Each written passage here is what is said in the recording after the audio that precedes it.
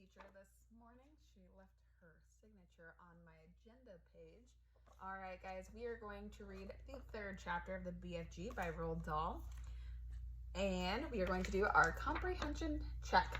All right, so chapter 3 is called The Snatch.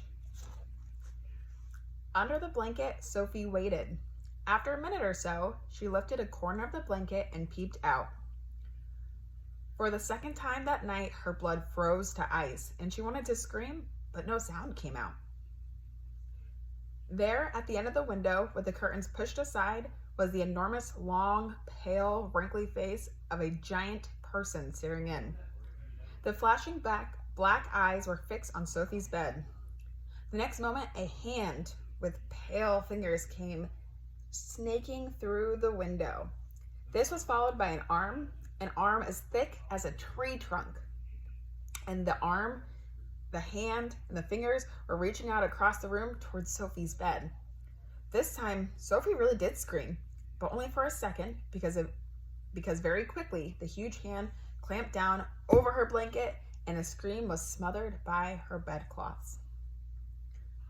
Sophie, crouching underneath the blanket, felt strong fingers grasping hold of her, and then she was lifted up from her bed, blanket and all, and whisked out of the window.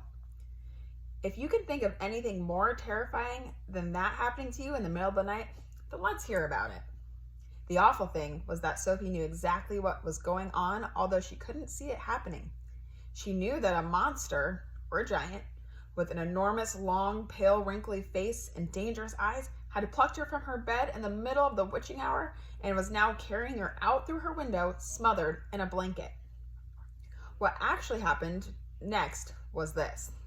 When the giant had got Sophie outside, he arranged a blanket so that he could grasp all four corners of it at once in one of his huge hands. With Sophie imprisoned inside, in the other hand, he seized the suitcase and the long trumpet, and off he ran. Sophie, by squirming around inside the blanket, managed to push the top of her head out through a little gap just between the giant's hand. She stared around. She saw the village houses rushing by on both sides. The giant was sprinting down High Street. He was running so fast, his black coat was streaming out behind him like the wings of a bird. Each stride he took was as long as a tennis court. Out of the village he ran. Soon they were racing across the moonlit fields. The hedges dividing the fields were no problem to the giant. He simply strode over them. A wide river appeared in his path. He crossed in it one flying stride.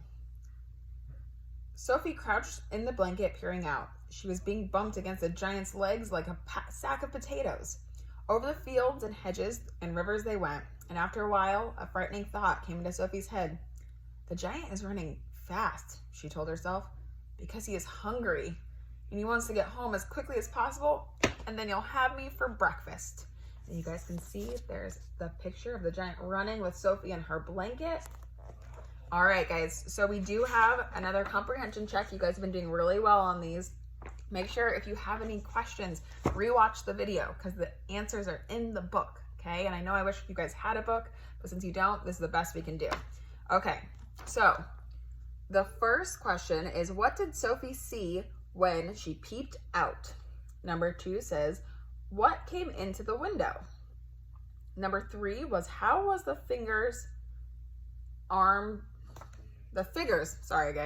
was the figure's arm described?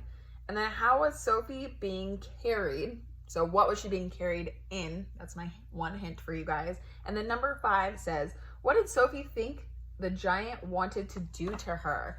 What do you think a giant would do to you if he snatched you out of your bed in your blanket? All right, guys, go ahead and go to Teams and fill out the comprehension check. You guys are doing really good. I'm very proud of you all, and I will see you guys soon.